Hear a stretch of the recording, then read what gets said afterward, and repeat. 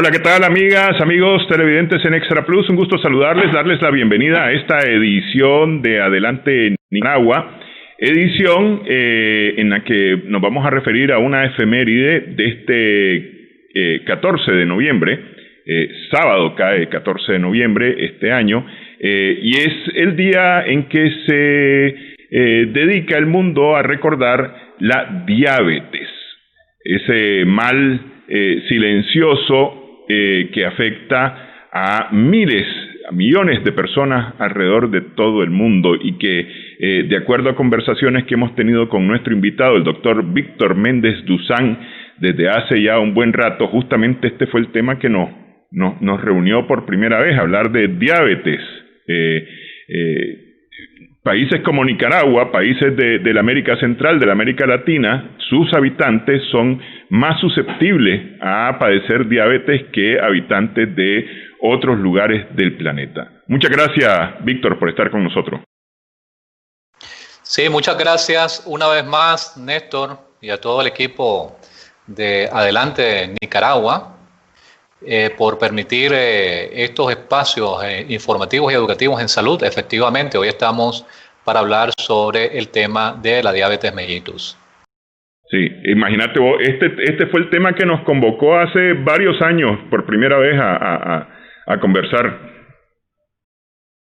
Así es, efectivamente, y la diabetes es una enfermedad que, bueno, que todavía hay mucho por hacer para poder desarrollar mejores prácticas individuales y conjuntas en relación a esta temática, porque verdaderamente es una enfermedad que está afectando a toda nuestra sociedad, no solamente en Nicaragua, como vamos a ver, sino a nivel mundial. Y precisamente aprovechamos el espacio del 14 en homenaje, como ya lo mencionaste, el 14 de noviembre, que se celebra el Día Internacional de, digamos, tal vez se dice de lucha contra la diabetes, pero es mejor utilizar términos, creo yo, propositivos, más bien pongámosle de promoción de estilos de vida saludables, de promoción de la salud, como decía la Madre Teresa de Calcuta, que es mejor hablar desde el punto de vista de la neurolingüística con un lenguaje más propositivo, es decir, vamos a hablar para promover estilos de vida saludables, no en contra de la diabetes. Eso es muy importante, porque ya lo vamos haciendo parte de nuestra psique. ¿Y por qué se celebra el 14 de noviembre? 14 de noviembre se celebra porque en honor al natalicio de uno de los descubridores de la insulina. Podemos poner, por favor, la lámina número 2, Harry. Aquí nosotros observamos a dos personas. El señor de la izquierda, el que tiene lente, él se llama Frederick Banting. El otro es Charles Best. Ellos dos, el señor Banting, él fue un médico, un científico canadiense de Toronto, y Charles Best fue un científico, un médico estadounidense que juntaron esfuerzos para investigar la esencia de la causa de la diabetes, de tal manera que a ellos se les atribuye el descubrimiento de la insulina.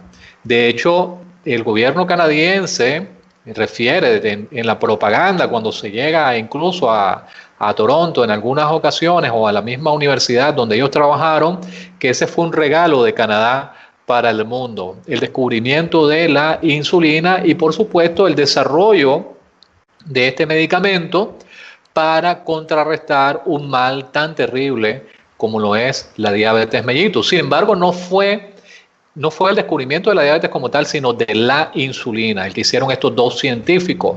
Y en honor al natalicio de Frederick Banting, que él nació el 14 de noviembre, es que se celebra esta fecha especial en relación a la diabetes mellitus. Por eso es que es el 14 de noviembre. La diabetes, ya habíamos mencionado en otro programa de manera particular, es una enfermedad que es tan antigua como la humanidad. Es decir, tenemos registros históricos de los papiros más antiguos, como el papiro de Evers, donde se hace referencia a esta patología. Es decir, estamos hablando de un papiro que tiene miles de años de antigüedad. Se calcula que más de 1000 años, 1800 años de antigüedad antes de Cristo. Es decir, hace casi 3000 y pico de años que ya la diabetes se conocía por los médicos más antiguos. Eso solamente por mencionar una cultura. Pero también ya los griegos posteriormente ya también abordaron de una manera un poquito más, digamos, sistemático el problema y pasando por todas las escuelas de medicina, los textos de los hindúes, los textos de la medicina china, que también son importantísimos como referencia a nivel mundial en cuanto al abordaje médico y por supuesto todo el resto de abordajes que se vino dando a nivel histórico de parte de los romanos, de parte de los árabes, etcétera, etcétera, hasta llegar a la actualidad. Entonces, en homenaje a este señor, a Frederick Banting, es que el 14 de noviembre nosotros estamos celebrando este homenaje en relación a la diabetes mellitus. Y sí mencionábamos también que en la diabetes mellitus una de las cuestiones importantísimas es que cómo esta enfermedad ha venido afectando últimamente todos los estamentos sociales, no solamente en países como Nicaragua, sino a nivel mundial. Hay muchos datos interesantes, mejor dicho, que los plantea la Federación Internacional para la Diabetes, o FID, o Diabetes International Federation, como se conoce en inglés, que es una federación que aglutina prácticamente que a todas las organizaciones importantes que trabajan en el tema de la diabetes a nivel del planeta. Y ellos de manera consecuente y permanente están publicando un atlas, se llama el Atlas de la Federación Internacional para la Diabetes, donde recopilan información prácticamente que de todos los países del mundo. Se basan en reportes estadísticos de los estados y de las regiones, de tal manera que desde el punto de vista epidemiológico nosotros tenemos cifras que verdaderamente son cifras importantes en cuanto a este problema en particular. ¿Podemos por favor poner la lámina número 6, Harry? Si podemos verla en la lámina número 6, estos son datos recientes, es decir, son datos del año 2019. Ustedes pueden buscar en internet Federación Internacional para la Diabetes, donde vemos aquí que dentro de las cifras importantes que podemos referir es que un adulto, 1 entre 11 adultos tiene diabetes a nivel mundial. Es decir, ¿cuántos millones de personas tenemos en el planeta o se calcula que existen en el planeta con diabetes? Estamos hablando de personas de 20 a 79 años. Aproximadamente 463 millones de personas con diabetes. Eso es una cifra alarmante verdaderamente y se hace todavía más alarmante cuando nosotros observamos que 1 de 2 adultos con diabetes todavía no ha sido diagnosticado.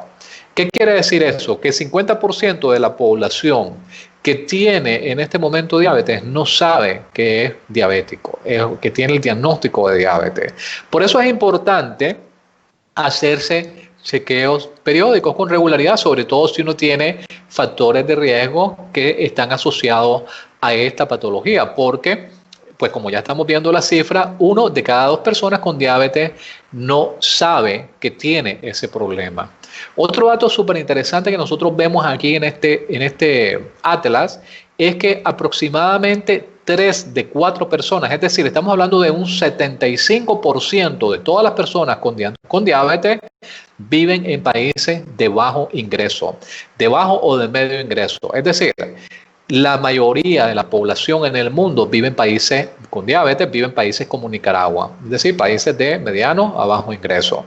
Otro dato interesantísimo también, sobre todo para los sistemas de salud, es que aproximadamente el 10% del total de los gastos en salud, es decir, del presupuesto general en salud que se calcula a nivel mundial, se destina exclusivamente a la atención de los pacientes con diabetes. Estos son datos de la Federación Internacional para la Diabetes, de tal manera que ellos hacen un aproximado que solamente en atender los problemas relacionados con esta enfermedad suman un total de 760 billones de dólares. Es decir, es una cantidad de recursos impresionantes. Nosotros estamos destinando ese 10%, según el cálculo de esta gente, ¿verdad?, en la atención de manera global a la atención de la diabetes. En algunos países las cifras suben, ¿verdad?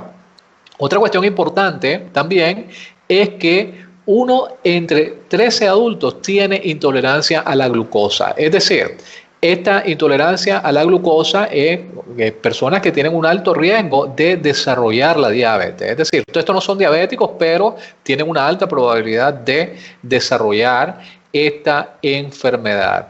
Y otra cuestión también súper importante es que en los niños las cifras se han incrementado de una manera alarmante, de tal manera que en los menores de 20 años ya existen 1.110 millones de niños que tienen el diagnóstico de diabetes tipo 1. La mayoría de estos en los países de alto ingreso.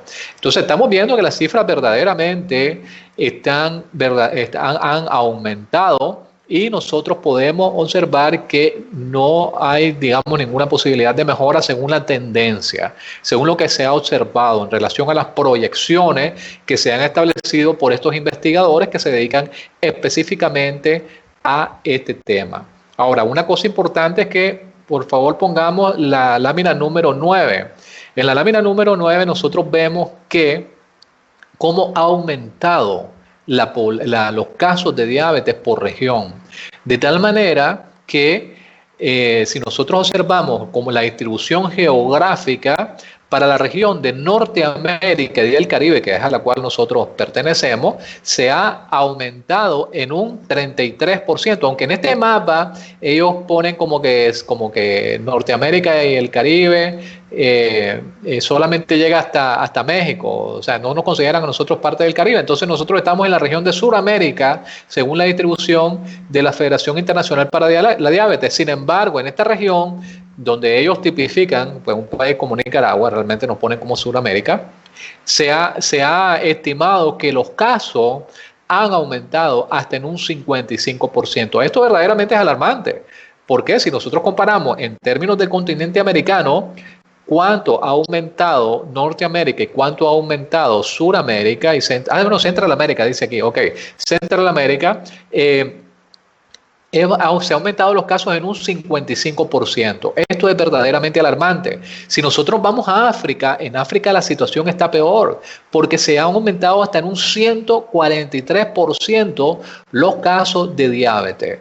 Esto es muy importante, sobre todo porque nosotros sabemos que en los países, sobre todo del África subsahariana, hay muchísimos países que su ingreso medio es muchísimo más bajo que cualquiera de los países de Latinoamérica. Y nosotros vemos que prácticamente en términos de regiones es la región que mayor tendencia en cuanto al alza se ha sostenido, digamos, o en términos comparativos con relación a los antecedentes de esta enfermedad. Lo que sí es definitivo es que en la mayoría de las regiones se ha venido aumentando. Es importante también y muy interesante que en la región de Europa y en la región del Pacífico solamente se ha observado un incremento entre el 31 y el 15%, y la menor tendencia al alza es la región europea. Muy probablemente esta menor tendencia al alza en Europa es precisamente porque se han comenzado a implementar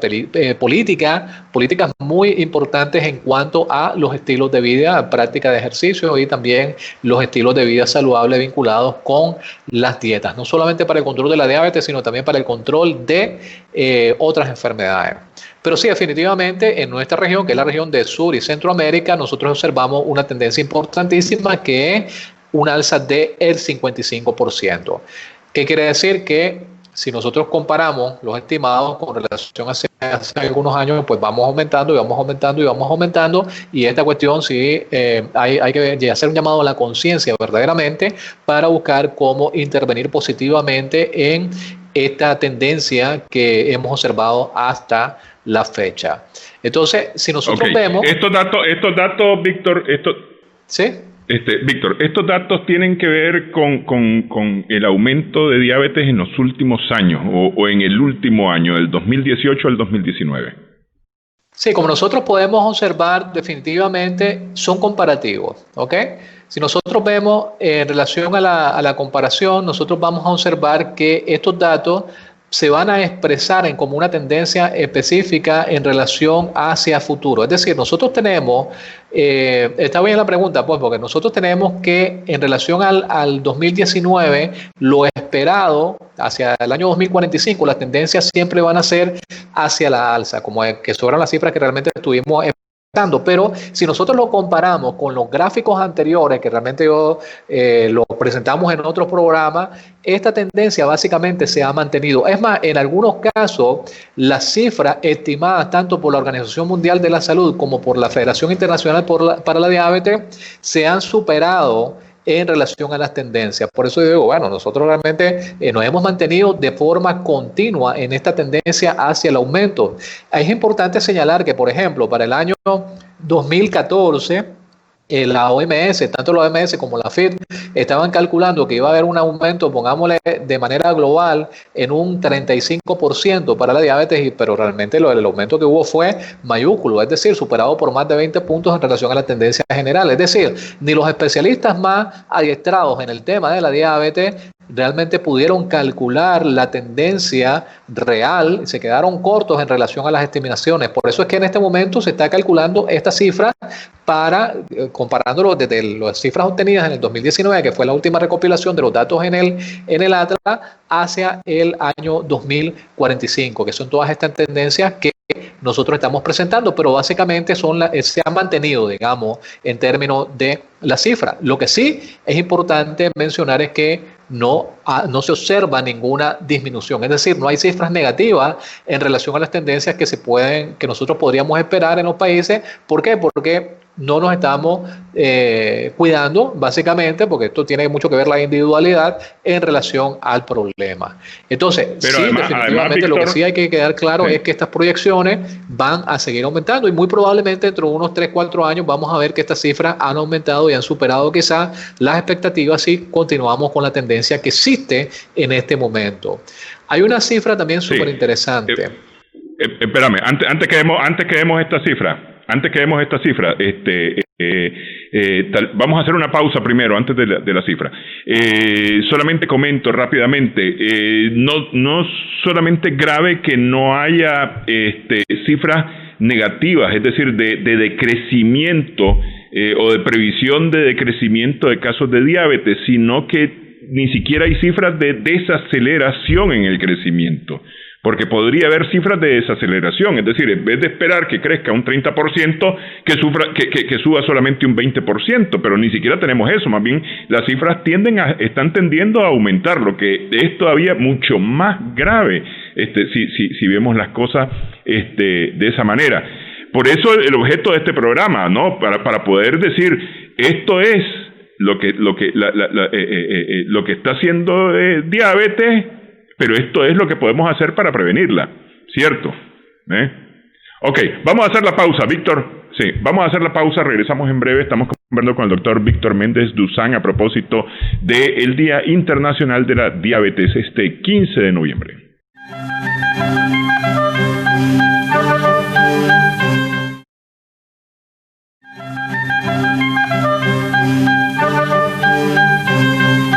Seguimos en Adelante Nicaragua en Extra Plus. Estamos conversando con el doctor Víctor Méndez Duzán a propósito del Día Internacional de la Diabetes este sábado, este año, 14 de noviembre, cae este sábado. Víctor, decíamos que es grave que las tendencias no tengan una desaceleración. ¿Cómo estamos en Nicaragua? ¿Cómo vamos con el país? Sí, bueno, efectivamente no hay tendencias de desaceleración, pero sí lo que estamos observando de manera preocupada es que siempre estamos hacia el incremento, obviamente. Ya lo mencionamos, en Nicaragua estamos igual, es decir, no hemos desacelerado, pero más bien hemos mantenido una tendencia a incrementar en el número de casos. Ya lo vamos a observar aquí en relación a las cifras, las cifras que nosotros tenemos en relación a el mapa de padecimientos de salud de Nicaragua, del Ministerio de Salud. Realmente es un esfuerzo muy importante de parte del Ministerio de mantener actualizadas estas cifras y pues se puede observar también en la página web del Ministerio de Salud. Nosotros encontramos ahí cifras desde el año 2017 hasta el año 2020, ya incluso 2020, no hemos terminado, pero todos los meses están alimentando esta fuente de información, lo cual me parece a mí absolutamente relevante. Si nosotros observamos en la lámina 26, por favor, Harry, aquí nosotros vamos a observar que para el año 2019, fíjense ustedes que dentro de las enfermedades crónicas más frecuentes, es decir, las enfermedades crónicas, habíamos ya mencionado que estas enfermedades son las que no se transmiten con carácter infeccioso. Sin embargo, ejemplos de ellas son la hipertensión arterial, la diabetes, enfermedades reumáticas, etc. Estas son las 8 principales causas más frecuentes de enfermedades crónicas. En segundo lugar, tenemos a la diabetes, solamente superada ¿por cuál? Por la hipertensión arterial. Pero fíjense una cuestión también interesante.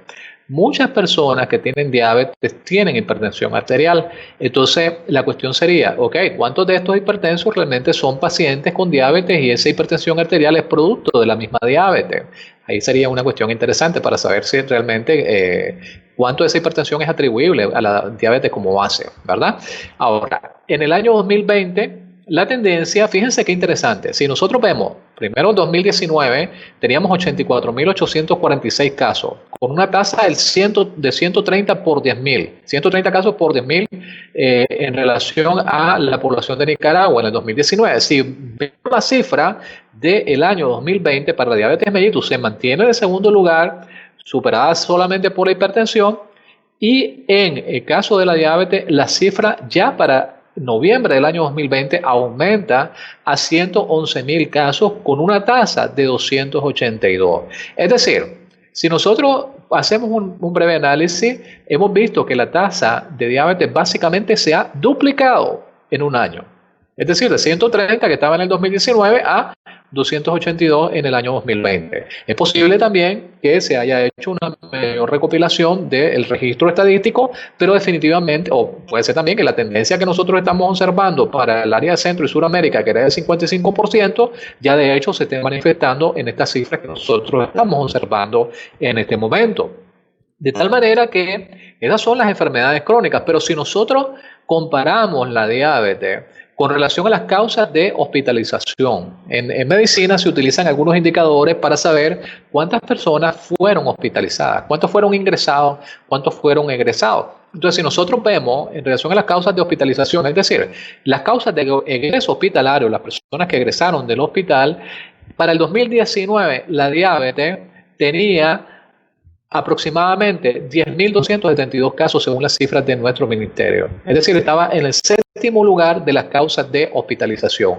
Si nosotros vemos esa cifra en el año 2020, esa es la lámina número 29, vemos que la diabetes sube desde el séptimo lugar hasta el cuarto lugar en relación a las causas de egreso. Es decir, sube 3 puestos en relación a las causas de hospitalización. Eso es una tendencia importante y es un llamado a la atención también para que desde nuestra individualidad y desde el punto de vista de las prácticas de prevención tomemos conciencia. ¿Por qué? Porque estamos viendo que es verdaderamente acelerado el ritmo en el que va aumentando este problema. Estamos hablando de las causas de hospitalización.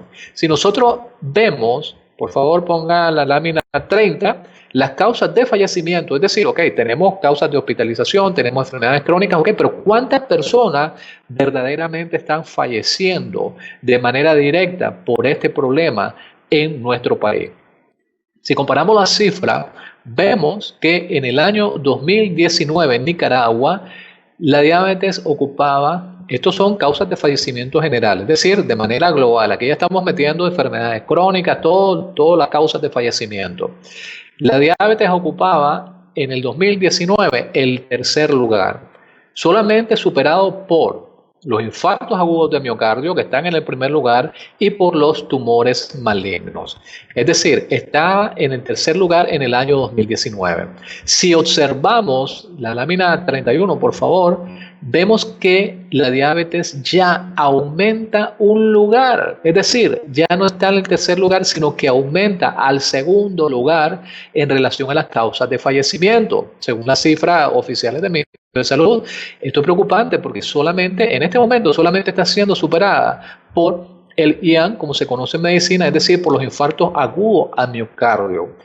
Muchos de estos infartos agudos a miocardio son producidos o tienen como base, mejor dicho, como causa la diabetes como enfermedad, porque se conoce ya en muchos estudios publicados, como el UKPDS de los británicos, como el Diabetes Prevention Program, hay varios estudios que se mencionan a nivel mundial donde la diabetes básicamente se considera como un factor de riesgo para enfermedad micro y macrovascular, dentro de ellas obviamente el infarto agudo de miocardio. Entonces probablemente muchos de estas personas con infarto agudo de miocardio son personas que tenían como base esencial la diabetes. Es decir, esto nos dice a nosotros que la diabetes verdaderamente es un problema importantísimo en nuestro país. Vamos a ver cómo termina las cifras en relación a el año 2020, pues cuando tengamos ya los resultados, una vez que haya pasado pues el mes de diciembre y veamos las cifras para en el año 2021. Pero lo que sí es definitivo es que en este momento está en segundo lugar como causa de fallecimiento. Ya vemos que tanto en las causas de hospitalización como en las causas de las enfermedades crónicas pues ha venido aumentando, lo cual se corresponde con la tendencia proyectada por la Federación Internacional para la Diabetes para Centro y Suramérica, donde vemos que habíamos dicho que los casos se proyectaban un aumento del 55%. Es decir, es un problema real en términos epidemiológicos. Ahora, ya viendo todo este contexto, desde el punto de vista epidemiológico, nosotros podemos decir, ok, pero ¿qué es lo que está pasando en nuestro país? ¿Qué es lo que, o en Latinoamérica o en el mundo, digamos? ¿Por qué la diabetes ha adquirido semejante relevancia? ¿Qué es lo que está pasando? Bueno, vamos a comenzar ahorita con algunos conceptos básicos explicando en qué consiste esta enfermedad. Es decir, ya sabemos que está, pero ¿qué es lo que la produce? ¿Cómo podemos definir esta diabetes? ¿Cómo es que se llega a presentar la enfermedad? Entonces vamos ahorita a presentar qué cosa es la diabetes como tal. Ok, todos sabemos que la diabetes tiene que ver con un problema de lo que se conoce popularmente como azúcar en la sangre. Y la diabetes básicamente nosotros la vamos a poder definir como una afectación, ¿sí? Como un deterioro en el estado de la salud, una afección grave, crónica. Se considera crónico cuando una enfermedad no es de carácter no infeccioso y que tiene una afectación desde el punto de vista de la afectación sistémica, se habla en medicina, ¿ok? Y la diabetes se produce, independientemente de que sea diabetes tipo 1 o tipo 2, cuando hay una alteración en el mecanismo, el metabolismo de la insulina, o que no se produce en cantidades suficientes, o es decir, cantidades insuficientes, o cuando no se puede utilizar eficazmente la insulina que se produce. Es decir, tenemos una alteración básica desde el punto de vista del metabolismo de la hormona de la insulina. Esta insulina es secretada a nivel del órgano que se conoce como páncreas en nuestro organismo. Por eso que se celebra el 14 de noviembre en honor a Freire y Banting, que fueron los descubridores de la insulina. Ahora, dentro de la diabetes existen dos formas básicas que son la diabetes tipo 1 y la tipo 2, que son las más conocidas, pero también es importantísima la diabetes gestacional. Es decir, es un tipo de diabetes mellitus especial que solamente nosotros la vamos a observar en las mujeres embarazadas. Entonces, de manera global, lo que más se conoce es la diabetes tipo 1, tipo 2. La tipo 1 siempre se ha asociado a la que se presenta en los niños. La tipo 2 es la que se ha asociado a la que se presenta en la etapa adulta. Y la diabetes mellitus gestacional, obviamente, como su mismo nombre lo dice, que solamente se presenta en las mujeres embarazadas. ¿Okay? Una pregunta, Víctor. Una pregunta sobre esta última, sobre la diabetes gestacional. ¿Esta aparece durante el embarazo y desaparece con el término del embarazo o ya queda para el resto de la vida de esa madre? Es una buena pregunta porque puede ser que la paciente persista la condición de la diabetes una vez que ya termine el embarazo. Puede ser que no. Todo depende de si se maneja de una manera adecuada, si se aborda de una manera adecuada, ¿sí? En relación a el problema. O sea, es decir, es como podríamos decir, no en el 100% de los casos, si nosotros lo comparamos con otra enfermedad muy conocida que es la preeclampsia, ¿sí? Ella desaparece con la finalización del embarazo. Sin embargo, algunas mujeres pueden quedar hipertensas. Es decir, no quedan preeclámpticas porque ya la preeclampsia es una condición exclusiva del embarazo, pero pueden quedar hipertensas. Igual que en la diabetes gestacional, esta se produce exclusivamente por el embarazo, pero la persona puede conducir a que la mujer quede también con una diabetes, digamos, a posteriori, ¿sí? No afortunadamente en el 100% de los casos. Sin embargo, sí es importante mencionarla porque en los servicios de salud, como parte del cuidado que se le da a las pacientes, siempre se le tiene que mandar sus exámenes de glucosa, siempre, en los controles prenatales.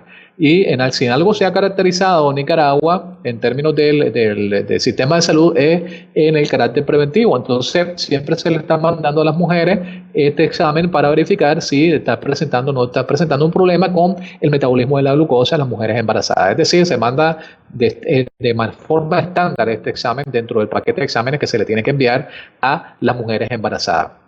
Ahora, entre todas esas formas, digamos, de manifestación de la diabetes, hay que hacer una especial referencia a la diabetes tipo 2. ¿Por qué? En primer lugar, porque es la mayoría de los casos. Es decir, la mayoría de los casos de diabetes que se están viendo en el mundo son diabetes tipo 2. Esta representa aproximadamente del 90 hasta el 95% de los casos, dependiendo de la fuente, pero digamos que en promedio el 90% del total de los casos es diabetes mellitus tipo 2. El otro 10% corresponde a la diabetes tipo 1 y un segmento pequeño a la diabetes gestacional.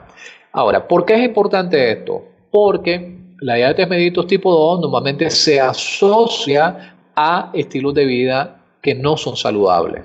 Es decir, una dieta inadecuada, es decir, la falta de ejercicio, que son principales, o la obesidad, que son causales, o decir, factores de riesgo importantísimos para el desarrollo de esta enfermedad. Y otra cuestión también importante que vale la pena mencionar es que, aunque tradicionalmente se había considerado que la diabetes mellitus tipo 2 estaba asociado a los adultos, ya se están viendo niños con diabetes tipo 2. Es decir, como han cambiado tanto los estilos de vida, ya hay niños que estamos viendo estos niños obesos, estos niños que están demasiado gorditos, que están desarrollando una forma de diabetes que antes era exclusiva de los adultos.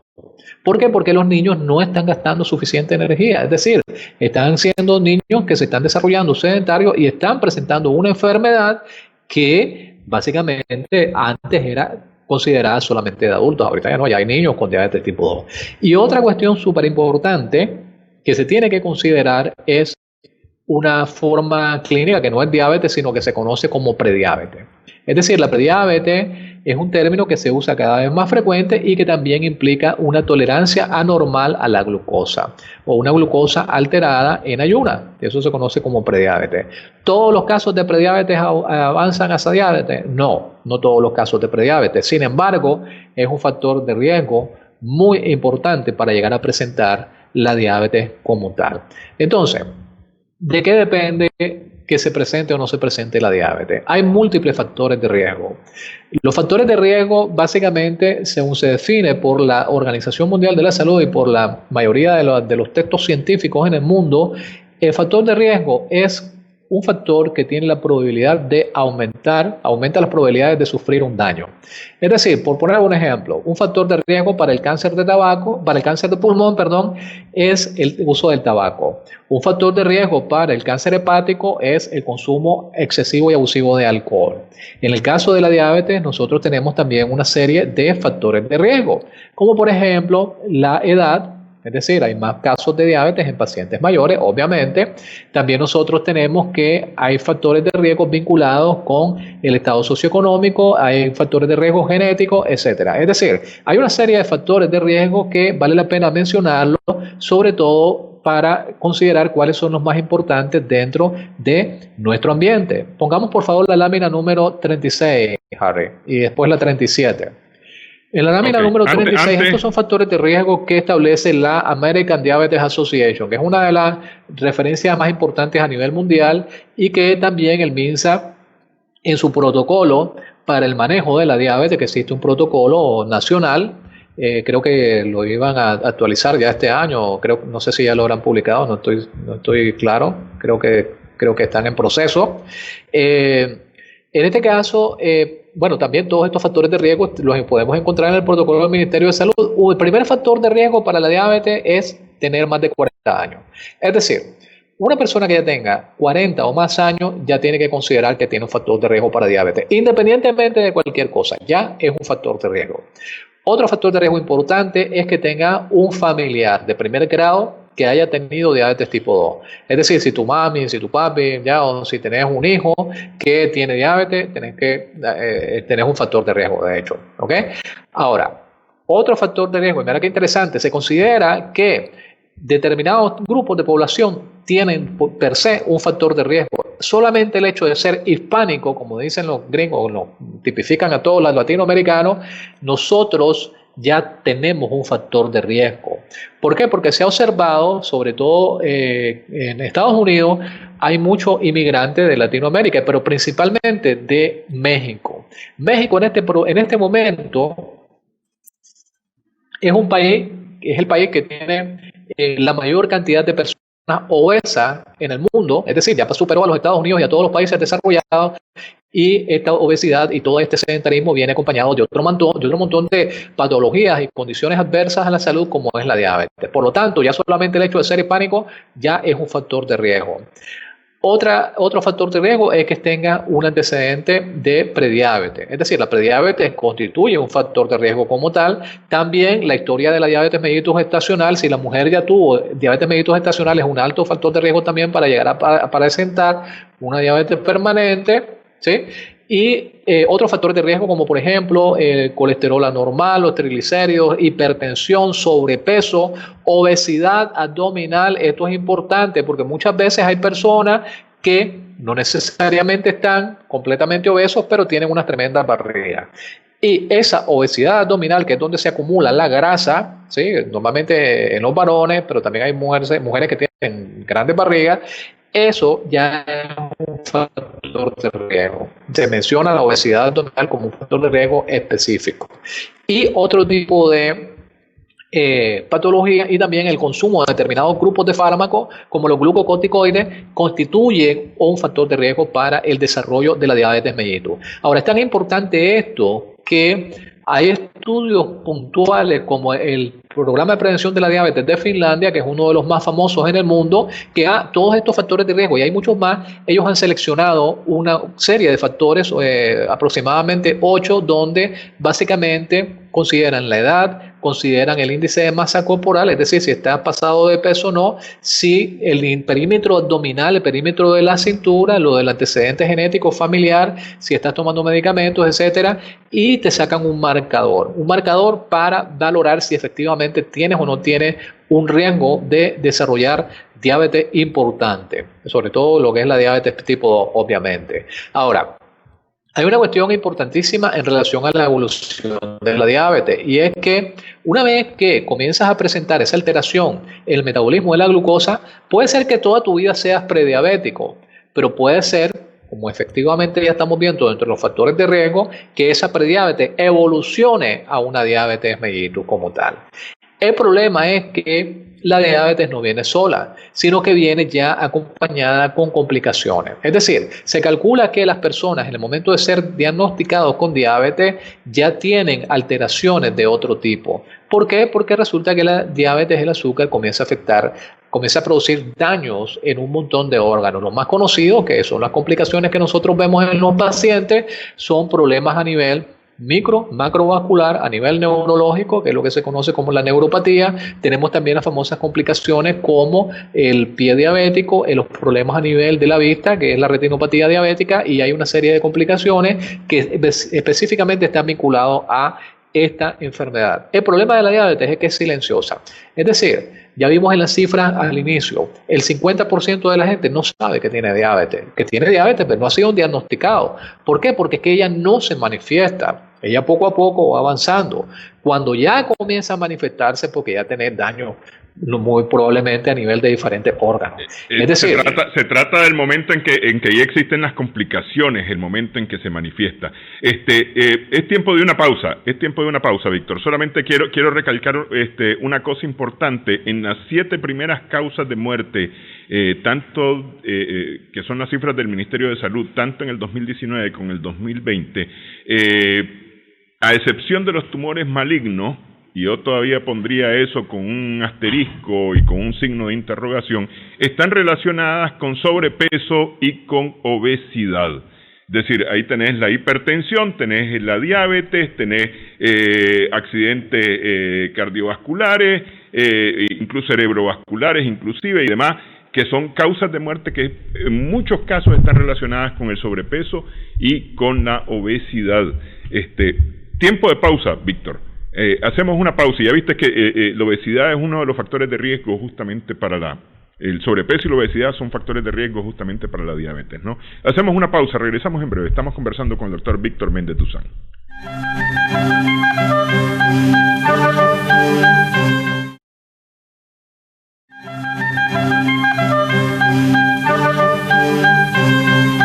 Seguimos en esta edición de Adelante en Nicaragua. Estamos conversando con el doctor Víctor Méndez Duzán a propósito de este 14 de noviembre, el Día Internacional de la Diabetes.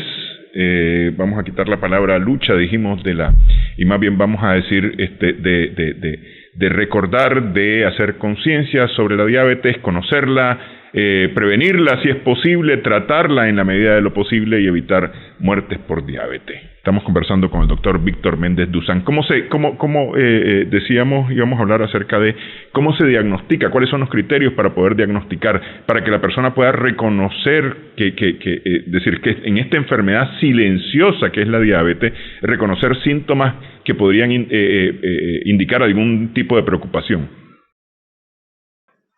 Sí, efectivamente. Bueno, primero, recordemos, la diabetes inicialmente no da síntomas. Por eso es que en determinado, o sea, una vez que ya tienes 40 años, por lo menos mi recomendación es, tienes que hacerte un examen. Sobre todo si tenés algunos factores de riesgo adicionales, por lo menos hacerte un chequeo cada año, cada 2 años, para saber cómo están tus valores de glucosa, ¿ok? Entonces, eso es muy importante. Ahora, una vez, hay diferentes tipos de exámenes que se hacen para saber si la persona tiene algún problema con el metabolismo de la glucosa. La prueba más común que se hace es la glucosa plasmática. Todos son exámenes de sangre, ¿sí? Te hacen una muestra y la glucosa en ayuna es aquel examen que te dicen que no tienes que comer nada durante por lo menos un periodo de 8 a 10 horas. Eso es importante porque muchas veces la gente come a las 11 de la noche o ahí se hace el examen a las 7 de la mañana y por supuesto los valores le van a salir alterados. Entonces es importante guardar ese espacio de tiempo en relación a cuando te mandan a hacer ese examen de glucemia en ayunas, es decir, cuando va el examen normal, digamos, que se le hace en las personas de forma global.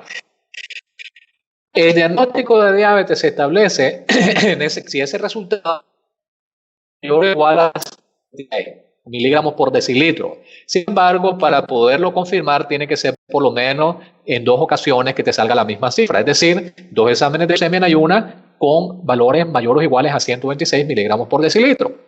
Hay otro examen que se llama la glucosa plasmática, una prueba de tolerancia oral a la glucosa. ¿Sí? Entonces, se considera lo que es el gold estándar, pero aquí no especificar mucho porque hay que hacer una especie como de seriado, ¿okay? Pero el más común es el de la glucemia en ayunas. Hay otro examen que se llama la hemoglobina glucosilada, o se conoce también en medicina como el HbA1c. ¿Para qué sirve la hemoglobina glucosilada? Es también un examen de sangre. Y este examen de sangre es importante porque una fracción de la hemoglobina que está dentro del eritrocito, es decir, los glóbulos rojos. Los glóbulos rojos viven aproximadamente 3 meses. Entonces, el valor de este examen de sangre nos va a decir cómo estuvo la glucosa durante ese periodo de los 3 meses. Es decir, no solamente me va a dar a mí el resultado de la glucemia en ayunas, sino que me va a dar un promedio de cómo estuvo esa glucosa en los últimos 3 meses. Si ese resultado sale mayor o igual a 6.5, ese resultado va a ser positivo para diabetes. Ahora, es importante, siempre repito, que hay que hacerse el examen por lo menos en 2 ocasiones para confirmar el diagnóstico, porque existen diferentes factores que pueden alterar los resultados. Entonces, para verificar el diagnóstico, tiene que hacerse por lo menos los resultados en 2 ocasiones. Porque también hay mucha gente que se hace el examen con glucómetro. Entonces, Cuando se hace con glucómetro, el valor que se considera ya diagnóstico de diabetes en una prueba al azar, en cualquier momento, independientemente de lo que hayas comido, si hay un valor mayor o igual a 200 miligramos por decilitro, se considera que hay un diagnóstico de diabetes. Sin embargo, hay excepciones, porque por ejemplo, si te acabas de tomar una gaseosa, si te acabas de comer un cake, etcétera, de hace 5 minutos, etcétera, eso no se considera un valor fiable. Sí, es decir, una glucosa al azar quiere decir en determinado momento viene el paciente y yo le hago el examen, yo tengo que verificar y comprobar en más de una ocasión si efectivamente ese valor es un valor real, porque siempre hay posibles alteraciones. En muchos casos se ha dado que el glucómetro, por ejemplo, las cintas o el material no está adecuado. Es decir, no está vigente y dan cifras alteradas. Hay glucómetros que se desconfiguran, se descalibran y me dan cifras alteradas. Por eso siempre es necesario reconfirmar el diagnóstico. Ahora, esos son los valores, digamos, específicos con relación al diagnóstico de diabetes. Pero también nosotros queremos hacer mención de cuáles son las posibles complicaciones que pueden existir una vez que está esta enfermedad. Pongamos por favor la lámina número 43. Nosotros ya habíamos mencionado que la diabetes afecta a todo. Un mensaje importante es que una vez que el paciente, o mejor dicho, 50% de los pacientes con diabetes tipo 2 ya tienen complicaciones en el momento del diagnóstico. Es decir, esa diabetes ya se venía formando desde hace rato. No fue algo espontáneo, no fue algo inmediato que se presentaron todas esas alteraciones. Y miremos, por ejemplo, que las complicaciones de carácter microvascular, ¿cuáles son? Las más importantes. Retinopatía, es decir, alteración de tu retina, glaucoma, cataratas a nivel de los ojos, alteraciones de los riñones, neuropatía. Esas complicaciones microvasculares nosotros las observamos de manera permanente en nuestros hospitales. En el Centro Nacional de Oftalmología, la mayoría de los pacientes son pacientes con diabetes. En el Centro Nacional de Cardiología, la mayoría de los pacientes, o una gran proporción, son pacientes con diabetes. En el Infonseca, nosotros estamos viendo también que muchos pacientes en neurología son pacientes con diabetes, igual que en el servicio de nefrología. Es decir, la mayoría de las diálisis son personas que tienen diabetes. Entonces, la cuestión es, si nosotros sabemos que esto está vinculado a un descontrol glucémico, ¿qué es lo que tenemos que hacer? Miremos las enfermedades macrovasculares. Las enfermedades cerebrovasculares, es decir, los derrames, muchos de ellos son producto de la diabetes. Las enfermedades de las coronarias, es decir, lo que te va a producir potencialmente un infarto agudo de miocardio, tiene como base también la diabetes. Recordemos las causas de muerte que habíamos presentado al inicio, que la diabetes solamente era superada por el infarto agudo de miocardio. Entonces, ¿cuántos de esos infartos no son producidos realmente como base y como esencia por la diabetes? Y la enfermedad vascular periférica. Entonces, por favor, la lámina número 52, ahí vamos a observar nosotros la falta de actividad física. Es uno de los principales factores. Nosotros vemos que hay una serie de eventos desde el punto de vista metabólico que esta falta de actividad física, es decir, el sedentarismo va a conducir a algo que en medicina se conoce como hiperinsulinemia, es decir, un aumento de la insulina como parte de los trastornos que finalmente va a conducir a algo que se conoce como posible síndrome metabólico o síndrome metabólico como tal o la misma hiperglucemia que al final nos va a derivar en una diabetes de tipo 2. ¿Por qué? Porque todos estos eventos están condicionados por esa falta de movimiento. Nuestro cuerpo está diseñado para moverse. Por lo tanto, dentro de las recomendaciones básicas que se da a la población es que tiene que tener más actividad física, obviamente, y menos sedentarismo, porque esto va a ayudar y a contribuir de una manera muy importante en la prevención de la diabetes, sobre todo, y este mensaje no solamente es para los adultos, también para los niños. En relación a los niños, cada vez estamos viendo que hay más sedentarismo y que hay menos movimiento. Y esto es de absoluta relevancia porque, como ya lo hayamos nosotros expresado, la diabetes tipo 2 se está presentando cada vez con mayor frecuencia en los niños. Y también, obviamente, en Nicaragua ya estamos comenzando a presentar esos problemas, ¿sí? Entonces, uno de los mensajes importantes es la actividad física, pero también tenemos que regularnos con relación a la dieta. Es importante que la ingesta de los carbohidratos se disminuya, no, obviamente que no que se anule, pero sí comer carbohidratos de mayor calidad. Es decir, ¿qué es lo que ha pasado en nuestro ambiente desde el punto de vista de las transiciones epidemiológicas? Estamos dejando de comer menos la dieta tradicional, que es nuestro arrocito, nuestros frijoles y nuestra tortilla, y estamos comiendo más productos hipercalóricos. Es decir, con un alto nivel de calorías vacías y de calorías que no aportan absolutamente ningún nutriente, que está alterando de una manera importante el estado de salud de los individuos y a nivel social. Aparte de la actividad física, obviamente la ingesta inadecuada nos conduce a el sobrepeso y la obesidad.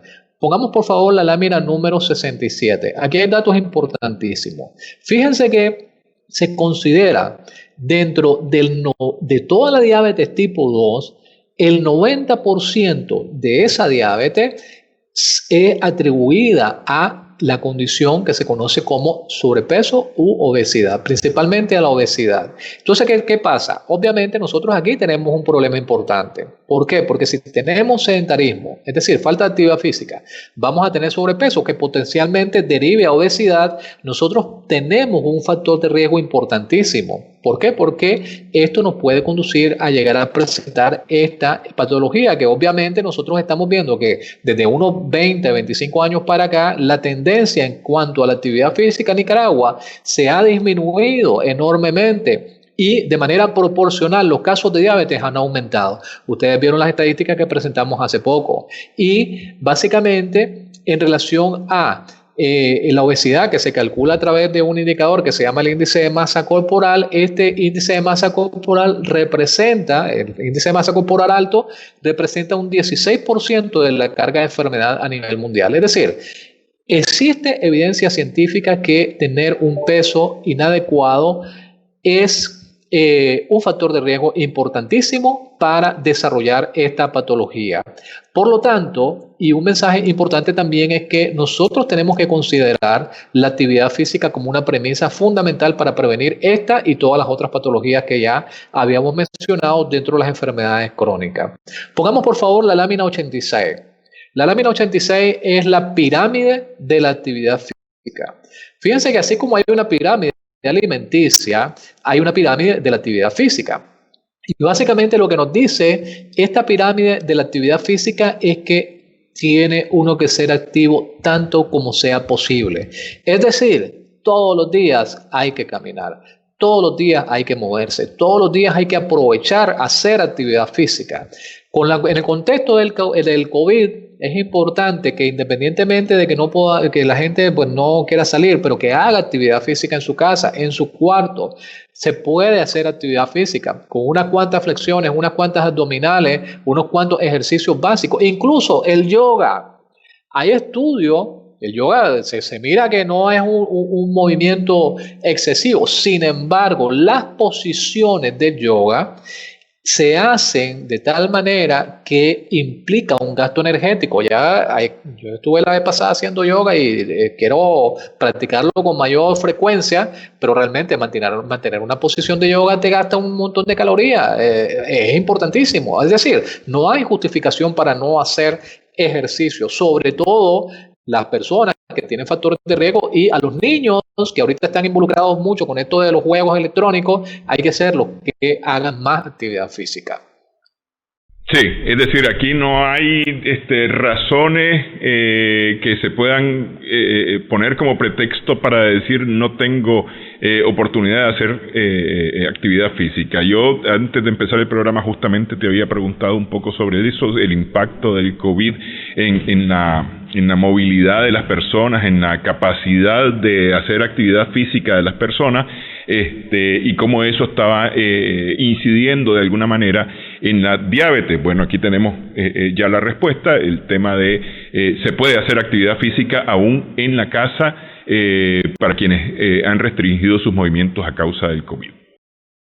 Así es. Y otro mensaje también importante, nosotros mencionábamos la alimentación. Solamente un par de minutitos nada más, pongamos la lámina número 109. Aquí nosotros vamos a ver un plato en relación a las proporciones. Fíjense ustedes que aquí el mensaje es fácil de entender. La mitad de ese plato tenemos que comer vegetales. En nuestra sociedad, no solamente la nicaragüense, latinoamericana. Yo tengo amigos en diferentes países de Latinoamérica y no se come la suficiente cantidad de vegetales que se requiere. La mitad del plato debería de ser vegetales. Un cuarto de ese plato deberían de ser carbohidratos tipo arrocito, como nosotros lo conocemos. Y el otro cuarto sería proteína. La proteína puede ser frijoles. El frijol lleva una cantidad de proteína impresionante. En otros lugares comen lentejas.